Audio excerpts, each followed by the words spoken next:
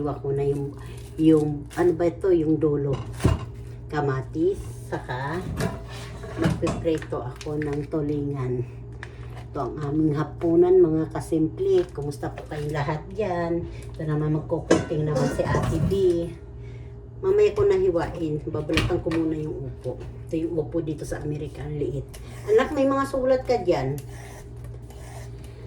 Kinuha na si Kulit.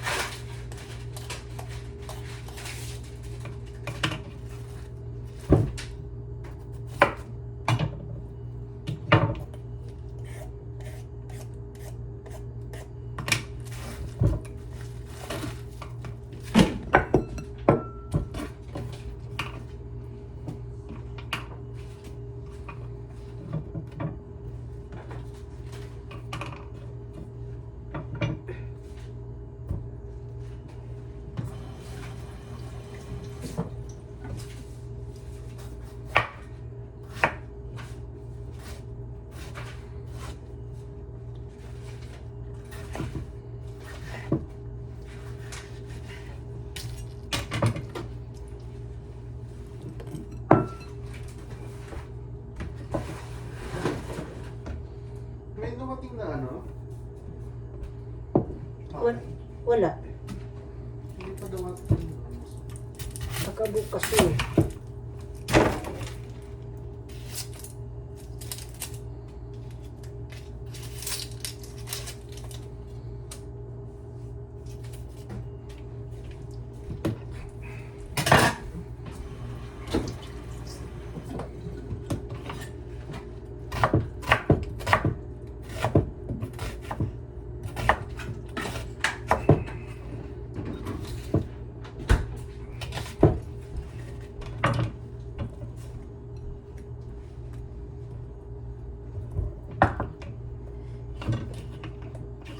May balat pa pala.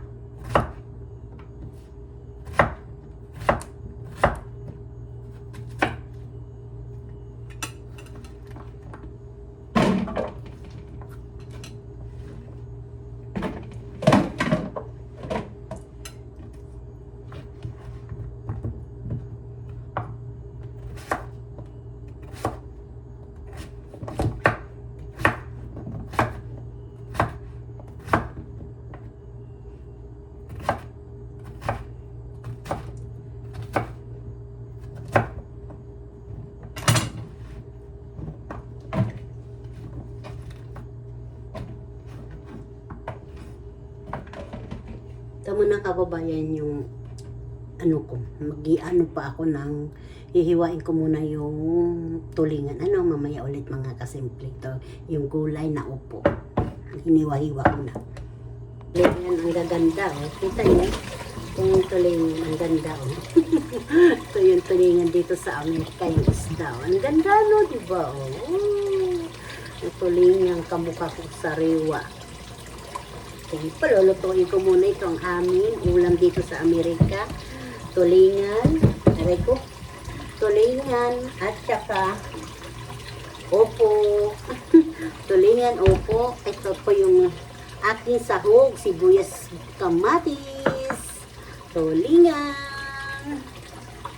Masustansya po ito mga kasimple. Kayo kumakain kayo nito, di ba? Simple lang, pangmasa itong ulam. Oh, di ba? Pag dito sa Amerika, pag sanay kan simple lang, saka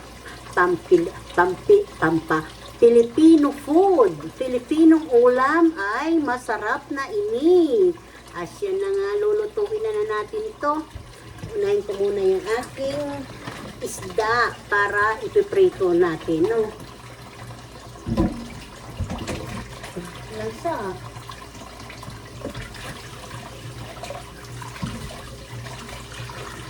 Dalawa lang sana mga kababayan ang lulutuin ko. Paano mamaya uli? Okay na muna ito, ha? Gulay. Lagay pala ako ng gulay, doon sa gulay na preto para may lasa. Pero mga kasimple, dito na rin yata ako magpipreto. Ito po. Sabi ng anak ko, mama, isa lang daw kasi mayroon pa daw adobo. Ay, ito naman yung natira kahapon. Kaya isa lang, binalik ko yung isang isda mga kasimple. Ano po, alisin ko muna kasi maraming mantika. Diyan ko na rin. Yan na rin ako magpipreto mga kasimple.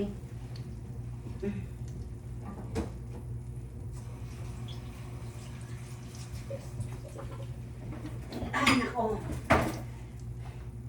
Dito ko ilalagay yung ibang mantika dito kasi mainit pag sa dito sa mangkok. Dito na lang sa tasa. Ilalagay ko.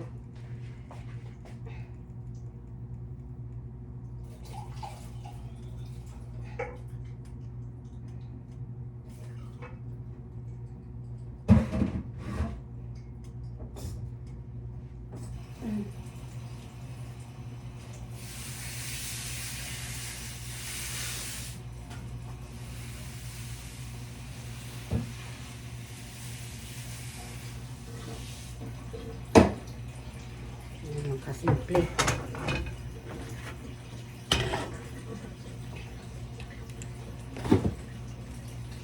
Nahin ko na yung isasabay ko na mga kasimple yung sibuyas pati yung kamatis.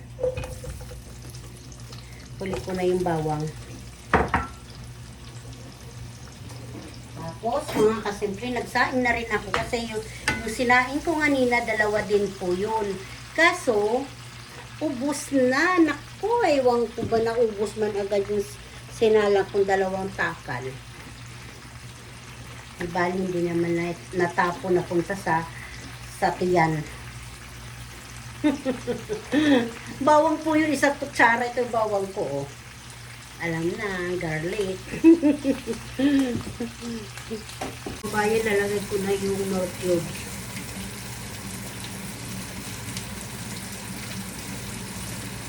Tipon po yun mga kababayan. Tapos, kababayan, naglagay ko na yung opo.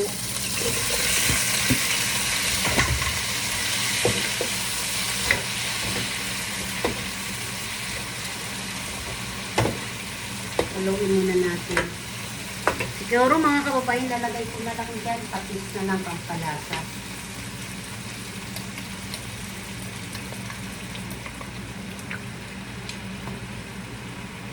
Lagyan natin paminta.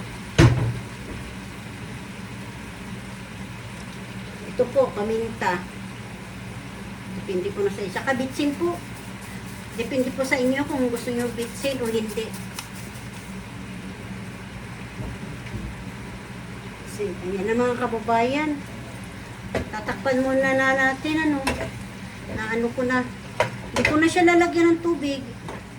Dahil may tubig na po yung upo. Hugasan ko muna ito, Ayan pa yung upo. Nagisa ko na po yung upo. Yan. Yung gulay. Wow! Tunog na nga eh. Init. Mausok.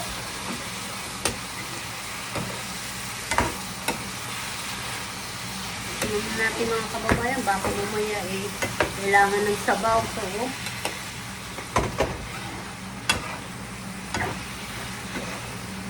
Ay, sabaw siya eh.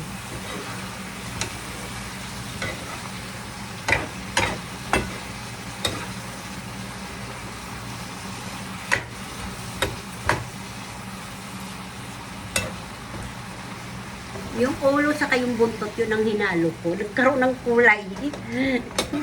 Nagkaroon ng kulay.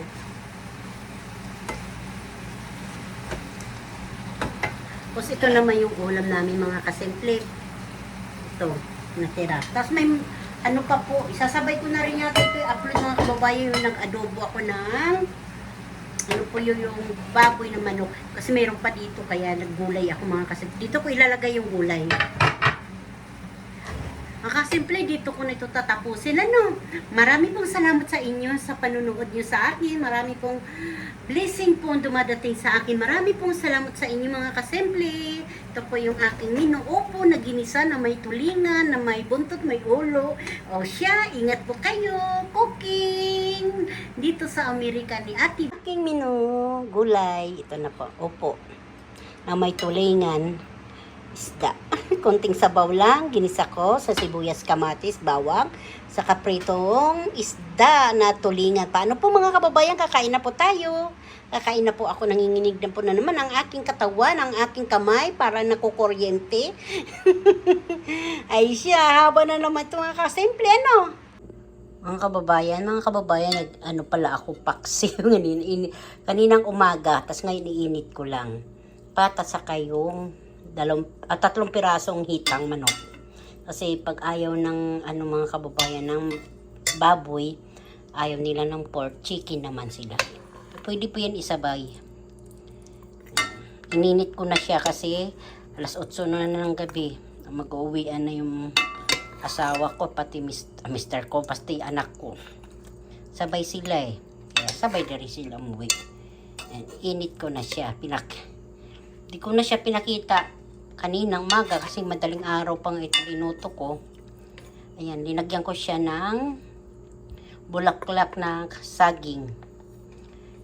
Doon sa ilalim marami po yan. Ayan, papakuluin ko lang siya mga kababayan. Masarap, malasa. Init ko lang siya, no? Ayan. Maraming dahong paminta yan, saka paminta. Hindi ko na siya linagyan ng sili. Bahala na po yung mga ang kakain kung gusto nilang sili. Paano po mga kababayan, pinakita ko lang sa inyo ang aming pagkain ngayon, April 20, 2026. Gabi na po dito ay Martes dito mga kababayan. Iinit ko na siya, tatakpan ko na siya, para umano agad yung init, yung apoy. Yan, bukas na po siya. Yan. Pag napula na po yan, ibig sabihin bukas na po yan.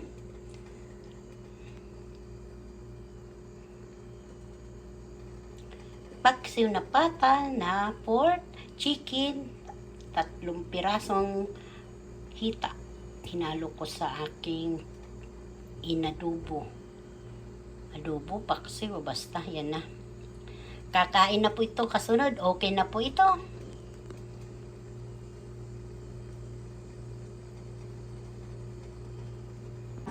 Ito mo yung apo namin, no?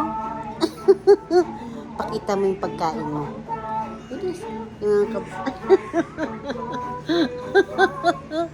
Hindi, yung steak ko mo. Pakita mo yun. Steak ko niya. Oh, baon niya yan. May black eye na siya. Magaling na po yan. Naano po siya sa playground. Yan. Yan. Pinakita niya yung teeth niya. Very nice. Lola bungal.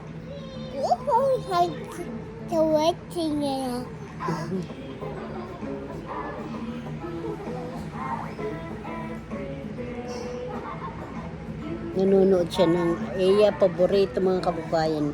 O sige na po, bye-bye. Wow, very steak ko. Bye-bye na po. Dito kami nanonood sa kwarto. Bye-bye! My teeth. Oh, very nice teeth niya. Oh. Wow, Lola. Yak, Lola. Ayan mga kababayan, yung apo ko, pag nandito sa bahay, naghahanap yan ng mga kakainin niya kung papaluto yan sa ate ko ang gusto niya. May binatog kaming binili no, sa may ano. Apple juice. Apple juice? Andun sa bag mo. Kunin mo dun sa apple juice mo, dun sa bag. Wala siya napili. Here under my arm. Right here it has a little spot right here. So I can I have it too? I'm not small enough. Gusto niyang paggawa ng ano, chick. Kukunin niya. Ay mamaya pa eh. Ang lamig-lamig eh. Gusto niya mag-shake. Bata na yan oh. Dito sa... Ay, gising na Lolo. Lolo, sabi mo ka Lolo. No. Oh, ayun no, sleep. Ano, nagising na Lolo. Sarap.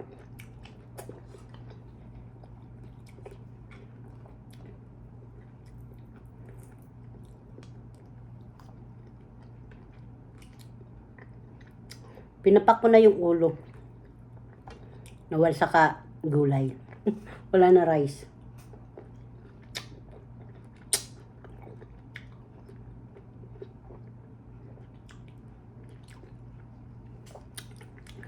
Kain kayo lahat dyan, ano? Nagkamay na naman si Ate B.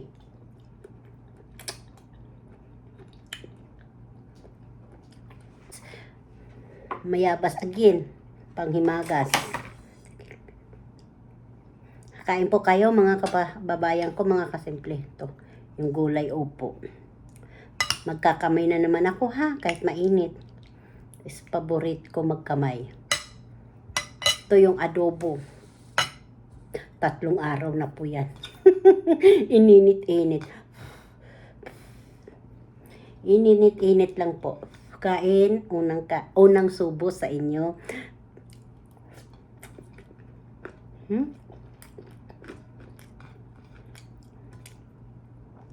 Summer na po, kaya marami na gulay ngayon dito sa amin, dito sa Amerika.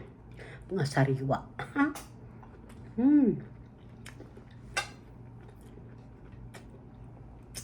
Ang sarap.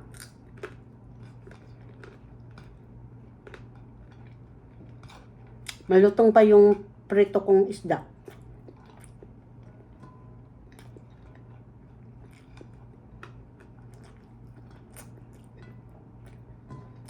Kain po kayong lahat dyan.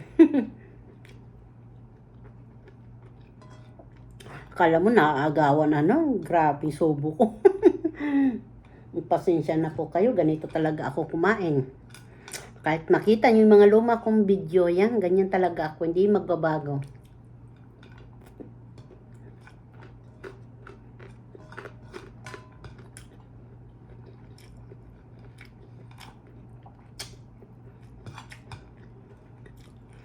Ayoko kasi yung tumatagal sa ano, sa kainan. Gusto ko yung nguya, kain, nguya, subo.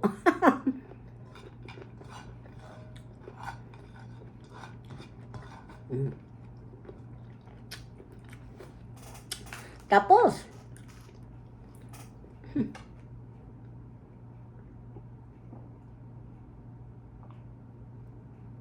ay salamat po Lord. Paano po?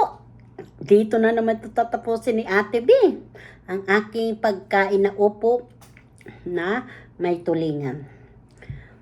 Mga kababayan, pag nagustuhan niyo po naman ang aking video, naglalambing lang po si Ate B, si Simpleng Buhay USA.